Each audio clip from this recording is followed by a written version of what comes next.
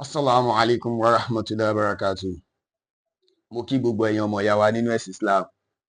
Wa a máa wò pé kàbísanra ó tójọ́ mẹ́ta kí Ọlọ́run kó ṣàánú wa ní iṣẹ́ ló gbé wa káàkiri. Ọlọ́run kó yó gbogbo wa. Ẹ rí mo gbà béèrè kan tí àwọn kan sọ pé kàbísanra ó sọ̀rọ̀ nípa lórí ọ̀rọ̀ Rmqk. Mo ní kí ló kàn mí pẹ̀lú ọ̀rọ̀ Rmqk? Kò sí tó kàn mí torí pé kò sí nínú ìjọsìn tiwa. Ọ̀rọ̀ tiwa ni ọ̀rọ̀ Islam. Báwo ni Islam ò ṣe ní bàjẹ́? Ọ̀rọ̀ tó sì kàn mí jù náà ni ọ̀rọ̀ ìmáàmù gbogbo ìlú Ògbómọ̀ṣọ́ Ṣéhù kọ́lọ́ má jẹ́ ó bàjẹ́ fún bàbá àlùbáríkà. Wá rí ní tèmi kọ́ fẹ́ sọ lórí ọ̀rọ̀ yẹn ò ju pé àkọ́kọ́ bàbá wa Mudeer Morikz ọlọ́máṣẹ́ jẹ́ kí á rí bàbá pẹ́. Bàbá wa ti ṣàlàyé lọ́pọ̀lọpọ̀ pé gbogbo ẹni tó bá lóun ń ṣe Rmqk gbogbo orú wọn àǹjọ̀nú ni wọ́n ń pè. Àwọn dúpẹ́ Morikz ya ìlú, àwọn dúpẹ́ Yakasima ya ìlú.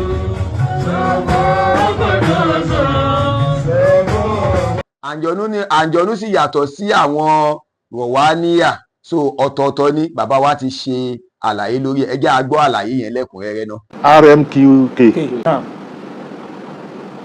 tó bí gbogbo ọ̀rọ̀ yìí mo fẹ́ bi wọ́n ní pé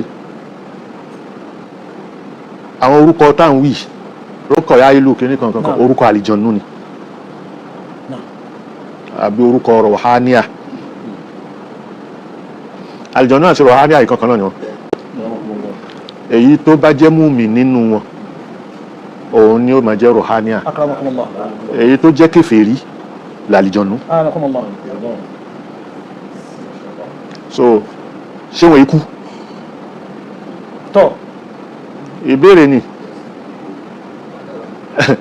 wọ́n dáhùn ṣé wọn ikú àwọn tán lọ́rọ̀ ń gbọ́ wọ́n dáhùn. so kí n wá sọ bọ́ta wípé wọ́n ń kú wọ́n ń kú. Èyí tó bá lo ẹ̀mí tó kéré jù àbí tó kéré jù nù wọn ló máa lo 500 years. Èyí tó bá lò nínú wọn ó ń lo 1000 2000 years. Torí ìjọba bá ti bí àlìjọ̀nú kalẹ̀ báyìí ìjọ náà ló ti fẹsẹ̀ lílẹ̀. Allahu Akbar.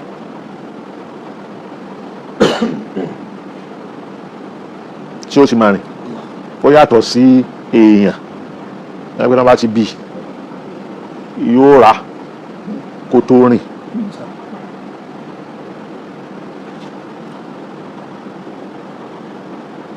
So àwọn wọ̀nyí tí wọ́n ń pè ó rọrùn kó ti kú. ó rọrùn kó ti kú tí wọ́n ń pè ó pọ̀ lọ́wọ́ mọ́ la ilaha illallah tí èkú. wa tawakkal ala al-hayy alladhi la yamut. So ẹ̀mí kan ẹ̀mí ni àwọn kìnìyàn náà.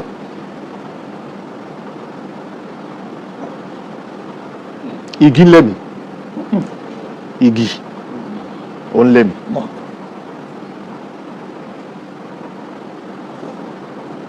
Ẹ̀mí ń gbénu igi ẹ̀mí ń gbénu igi ọ̀rọ̀ igi. So ìyẹn bẹ́ẹ̀ tó bá ń pe ẹ̀mí tí wọ́n kàn orúkọ ẹ̀ tó mọ kíni ẹ̀ bóyá ó ti kú bóyá ó sì ń bẹ láàyè ò mọ̀ kí ló rò pé yóò jẹ́ nàìjíríà ẹ̀ result òun pé òkú nìyẹn òkú kan tó ti kú tó mọ bó ṣe wà. So ìyẹn bẹ́ẹ̀ ẹni tí ń fi jẹ́rìí nǹkan tí mo ń sọ yìí Ànábì Sùlẹ̀mánà ló lo àwọn àlìjànú ó lo àlìjànú Ọlọ́run ló ṣe é rọ̀ fún. Àwọn náà ń dárúkọ wípé Sùlẹ̀mánà ní kinní kan lọ́dọ̀ àwọn. Ṣé Sùlẹ̀mánà wádìí sìn?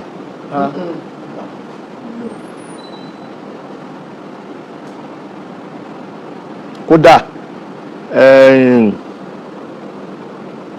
ìgbà tí ànábì Suleiman wà àti Dáúdà lọ́dọ̀ jù tó wà nù Genesis orí àwọn méjèèjì ni kings ti bẹ̀rẹ̀ Siful Muluk lọ́dọ̀ wọn orí àwọn méjèèjì ni orí wọn ni ìjọba ti bẹ̀rẹ̀ lórí ànábì Dáúdà. Ànábì Dáúdà yìí ó lò ọmọ Suleiman ló gbà ọmọ ẹ̀ yìí wá ní àlìjọ̀nú. Dáúdà minna fadilan ya jibalu awwibi ma'ahu wa tayra. Òun gbóhùn ẹyẹ òun gbóhùn a ṣe gbogbo nǹkan rọ fún a dá ewu rin a ṣe kí ni òun ló pilẹ̀. Ana imal sabiqatin wa qaddir fi sardi wa amalu salihan inni bima ta'maluna basir. Wàlì Suleimana ríhà. Atẹ́gùn a ṣe rọ̀ fún Suleiman yóò rìnrìn oṣù kan láàárọ̀. Wàrọ̀wáhù àṣàhàrùn. Yóò rìnrìn oṣù kan lálẹ́. Wàsánà làhú àyínà lè pítìrì. A ṣe ẹyin bí wọ́n ṣe ń rọ irin bí wọ́n ṣe ń rọ àgbẹ̀dẹ a ṣe rọ̀ fún. Wàmínà lè jí ni máa ń yà àmàlù bayna yadayhi bí ìsinmi rọ̀. Àwọn àlìjọ̀nú a sì rọ̀ fún wọ́n ń ṣiṣẹ́ ìyàmúlẹ̀ bẹ́ẹ̀ náà yẹ̀dẹ́ yìí bí ìsìn rabbih pẹ̀lú àṣẹ Ọlọ́run ni. Ọjà tọ́lọ́run kúrò nú ó yàtọ̀ sí pé àwọn dúpẹ́ rọ́kọ̀ yá ìlú ọmọ bó ti kú. àwọn dúpẹ́ mẹ́ríkọ̀tọ̀ yá ìlú. Wa man yazig minhum an amrina. Ẹni tó bá yẹ̀ kúrò lórí àṣẹ tó bá pa á fi yàsá yẹ̀rù jẹ. Ya'maluna lahu ma yasha'u min èyí tó bá fẹ́ ni wọ́n máa ń ṣe fún. Min mahariba. Nínú àwọn nǹkan ogun àtàwọn èrè wọ́n ti fa ní kàlìjàwábì wọ́n gbogbo nǹkan tó rọrùn wọ́n kúrú rí rọ́sì àti ìmọ̀lú aládá òdà ṣúkúrán ó ní pé falama kọ̀dọ̀ iná aléyìn lọ́wọ́ ńgbà tí ó kú mọ́dà làhún alámọ̀ ti hí àwọn àlùjọ̀nnú tẹ́ ń pè yẹn tẹ́yìn rò pé wọ́n mọ nǹkan kọ̀rọ̀ wọn mọ kọ̀rọ̀ kò sí nǹkan tó tọ́ka fún wọn orí ibi tó gbé tó rẹ́gbẹ̀ kó sí báyìí wọn mọ̀ ẹ́ tó ti kú wọ́n ń ṣiṣẹ́ lọ ni wọ́n mọ̀ ẹ́ pé ní sùúrù wọ́n mọ̀ ẹ́ pé Dáúdà ti kú àbí Sulemana wọ́n mọ̀ ẹ́ pé ti kú wọ́n kàn rí pé ó jókòó ó sì gbọ́wọ́ lórí ọ̀pá ẹ̀ bó ṣe wà yẹn òun ni wọ́n kàn ṣiṣẹ́ lọ bí akúra ni wọ́n wá ṣiṣẹ́ fáá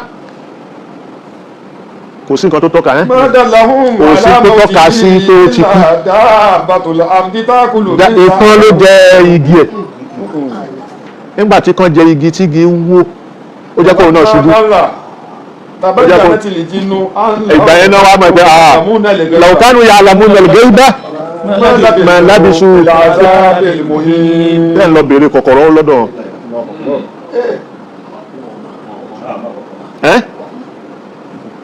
àwọn ọmọ kọ̀kọ̀ ẹ̀yin sì ń lọ béèrè lọ́dọ̀ wọn dọ̀wúfà tọ́líbù wal matlub. má bá mọ kọ̀kọ̀ ni wọn nílẹ̀ nìkan ní gbé ọ̀rọ̀ wá fún bàbá ó yẹ kán mẹni náà torí bí tábà ti ń sọ̀rọ̀ yóò yẹ mẹni tí ń sọ kẹ́ tọ́ka sí kẹ́ wá dárúkọ rẹ̀ ń ta. ṣé mo gọ̀ mo jẹ́ bí dọ́ndí tẹ́nìkan wá ń gbọ́rọ̀ wá fún mi òun ni ó máa kọ́ mi lọ́rọ̀ tí ń bá a sọ wọn lérò pé mo ní làákàyè tèmi. ولن جاري بابا بيه يكون من سوى لا في أرى ولقد كرمنا بني آدم وحملناهم في البر والبحر ورزقناهم من الطيبات وفضلناهم على كثير ممن خلقنا تفضيلا. ṣáwa náà ti wá gbọ́ ohun tí bàbá wa Mudeer sọ so ó túmọ̀ sí wípé gbogbo wọn tó bá ní pé Rmqk definitely ìwọ mọ̀ọ́mọ̀ fẹ́ máa pe àǹjọ̀nú fún ara ẹni ìyẹn ò kan anybody ìyẹn tó bá wọn oníkálukú ló lè ṣe ìyẹn tó wù èmi kí n ṣe òun náà ni pé kí n jọ́sìn fọlọ́run mi ọba tó dá mi kí n sì pé ní bó ti ń jẹ́ kí n sì kọ́ àwọn ọmọ mi lẹ́kọ̀ọ́ wípé ẹ̀yin ọmọ mi o ẹ̀sìn tẹ́ ẹ gbọ́dọ̀ sìn rèé o ẹ má sin ẹ̀sìn àlejònú ìyẹn ò jù bẹ́ẹ̀ lọ ẹ wá rí i tí èmi kàn fẹ́ sọ ń bẹ̀ ni wípé bàbá wa Sheikh Okin ọlọ́run á túbọ̀ bá wa gbàdúrà yín ọlọ́run ní dójú àdúrà tì yín màá kàn fẹ́ kẹ́ ẹ ṣe àwọn àtúnṣe kan àwọn ò tó yín paláṣẹ o àmọ́ àwọn àtúnṣe wo tẹ́ ẹ fẹ́ kẹ́ ẹ ṣe ni pé lórí wípé àwọn ìgbà tára mi ò yá ni mo wá wọn lọ tí mo ṣe gbà yẹn ọ̀rọ̀ yẹn ó tóbi sà gẹ́gẹ́ bí ẹ ṣe pàtàkì tó ní orílẹ̀-èdè Nàìjíríà ọ̀rọ̀ yẹn tóbi pé ẹ wá àwòsàn lọ sí bòmíì yàtọ̀ sí ọ̀dọ̀ Ọlọ́run ó kù díẹ̀ kí àtòsà ẹ wá rí àtúnṣe tèmi wá fẹ́ kẹ́ ẹ ṣe pátápátá lórí pé ẹgbà tá à ń tẹ̀lé àwọn ṣéwù kan àwọn ṣéwù yẹn wọ́n yìí ń kírun àwọn tá a mọ̀ wọ́n tó jẹ́ pé irun wọn máa ní irun gbé kínní wọn. bá a ṣe ń ṣe nílùú Òkè yẹn mi ò jẹ ìrun rí lájọ tí mo ti délé ayé mi wọ́n náà ń gbà tá à ń tẹ̀lé àwọn kan bẹ́ẹ̀ bí a bá lọ ibìkan wọ́n ní Ọlọ́run ti gbé ṣéwù Tìjàní ti gbé ṣéwù Ibrahim ti gbé àwọn ṣéwù ti gbé ṣéwù kankan ò lè gbé ojúṣe tèmi lọ́dọ̀ Ọlọ́run èmi ò ní gbà èmi ó kí gbogbo òrun yẹn ń san gbogbo gbèsè irun mi. ọ̀rọ̀ yẹn sà bàbá wa Mùmínì Ọ̀kín ìbádàkẹ́ ẹ̀ tún ọ̀rọ̀ yẹn ṣe pé kì í ṣe bàbá wa ṣe Fárúkù Oníkíjìpá ni mò ń bá wí o mò ń sọ̀rọ̀ tèmi ní o wàhálà ìtẹ́ bá sọ̀rọ̀ yẹn ẹ rí i pé gbogbo ohun tí jákujàku tí wọ́n sọ yóò kọ́kọ́ die down náà torí pé kí ni èmi mọ̀ pé bàbá wa Sheikh Fárúkù Oníkíjìpá ọ̀hún kọ́ ni ẹ̀ ń bá wí. ajánásì mufti ajánásì Sheikh Suleiman ajánásì Rmqk ń bọ̀ lọ́n tún gbé promotion dé ajánásì mufti èyí tó gbà wọn kọ́dọ̀ wá lọ àpé mo fẹ́ di wàlí lọ́tọ̀ kò lè dé bẹ́ẹ̀. lọ́dún wo lèyàn á dà yín o. ìbẹ̀ ní ẹ̀bẹ̀ ní òde. ọdún wo lèyàn á dà yín o. yóò máa jẹun ó sì máa jẹ́ aṣọ sí lọ́rùn òun náà máa gun mọ́tò 3 mílíọ̀nù 2 mílíọ̀nù kan yóò rò pé òun ṣe gbogbo nǹkan yóò tún gùn jù bẹ́ẹ̀ lọ. yóò rò pé òun ṣe àrá ìfòkàn hàn kankan. àmọ́ tẹ bá lè ṣàtúnṣe lórí ọ̀rọ̀ yẹn yóò túbọ̀ tẹ̀wọ̀n púpọ̀ ju bí ẹ ti sọ yẹn lọ torí pé gbogbo táwọn èèyàn ń sọ ní pé bóyá bàbá wa Fárúkù Oníkíjìpá òun ni ẹ̀ ń bá wí. ìjọba sọ pé mísíkìnù kan kì í kírun àwọn tí wọ́n á rí bá sínú kò gbọ́dọ̀ dákọ̀ súlẹ̀ mẹ́ àbí kó wá dákọ̀ Oníkíjìpá mẹ́ rárá nítorí pé gbogbo ọ̀nà tó bá gbà wọlé Ọlọ́run ìrun lèyàn fi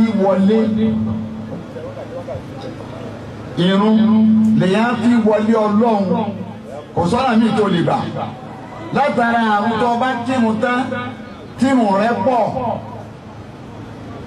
ọ̀rọ̀ yẹn ni tó wá padà sínú náfìlà tó yẹ ṣe tàájùdí ni mo sọ pé gbogbo tí ń jẹ́ mọ́sálùlẹ̀ àlá ara ànábì lọ́wọ́ ànábì tó wá láyé tọ́lọ́run tó yá gbá nìkan ò lè tó ànábì mọ́ àlùbáríkà rẹ̀ náà máa jẹ tọ́lọ́run tó wá ń dájú kọ ànábì wa Muhammad ibi kún lélà. ìlà kọ̀lílà ní sífàwọ́ àwọn ìkùnsí mi ò kọ̀lílà.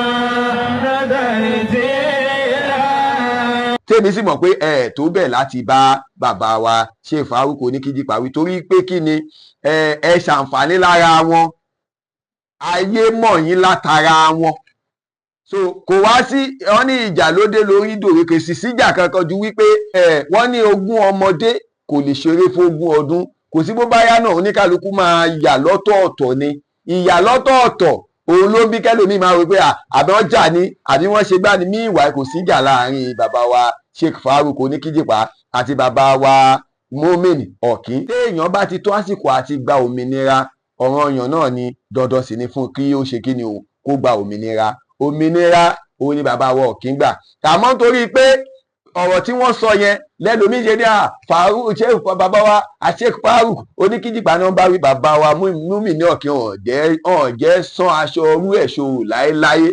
ajánásì mufti ajánásì Sheikh Suleiman ajánásì Rmqk ń bọ̀ lọ́n tún gbé promotion dé ajánásì mufti èyí tó gbà wọn kọ́dọ̀ wá lọ àpé mo fẹ́ di wàlí lọ́tọ̀ kò lè dé bẹ́ẹ̀. lọ́dún wo lèyàn á dà yín o.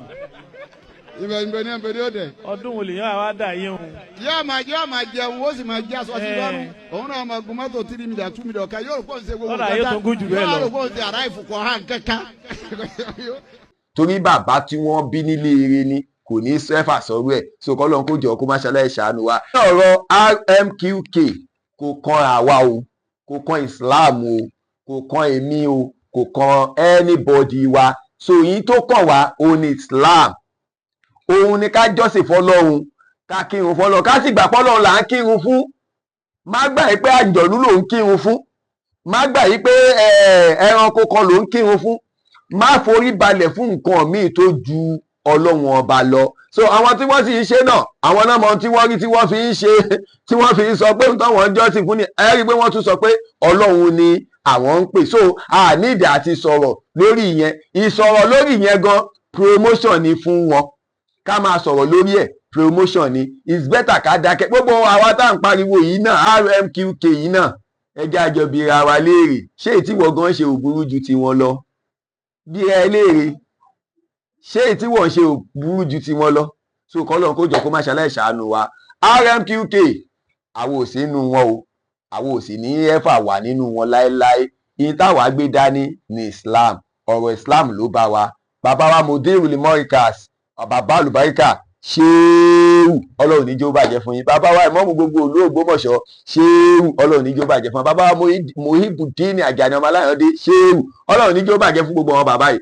Àwọn bàbá tiwánu tá a sì ń gbọ́rọ̀ gidi lẹ́nu wọn tọ́wọ̀n sì ní ṣèṣekúṣe láéláé. So ọlọ́run níjó bàjẹ́ fún gbogbo wọn bàbá wa yìí àti gbogbo wọn bàbá wa bẹ́ẹ̀ bẹ́ẹ̀ bẹ́ẹ̀ bẹ́ẹ̀ bẹ́ẹ̀ tí wọ́n ń ṣe dáadáa tí wọ́n sì ń pèpè sójú ọ̀nà dáadáa tí wọ́n pèpè sójú ọ̀nà àánú tí wọ́n pèpè sójú ọ̀nà pé ká máa lọ jọ́sìn fún ohun tí ọlọ́run ọba dá ká máa lọ béèrè oore lọ́dọ̀ ohun tọ́lọ́run ọba dá. A gbọ́dọ̀ béèrè oore lọ́dọ̀ ohun tọ́lọ́run ọba dá. Ohun tí ọlọ́run ọba dá òun ni àǹjọ̀nú. Ohun tọ́lọ́run ọba dá òun ni nǹkan míì tó bá lọ jọ́sìn fún lẹ́yìn ọlọ́run ọba. So àwa gbọ́dọ̀ jọ́sìn fún nǹkan tí ọlọ́run ọba bá dá. So kọ́lọ́run kó jọ kó ṣàánú wa. Allah òun nìkan la gbọ́dọ̀ jọ́sìn fún. So kọ́lọ́run kó jọ kó má ṣàlàyé ṣàánú ẹnì kankan wa, kọ́lọ́run má ṣàlàyé dúró tì wá, kó wà pẹ̀lú wa. Kàbísọ́ra àwa rèé o, àwa ò sí ní Rmqk o, àwa dá dúró nítorí gbogbo èèyàn ní Ẹ̀gbá ló wà torí ẹ̀ ní mi ṣe sọ̀rọ̀ lórí ẹ̀.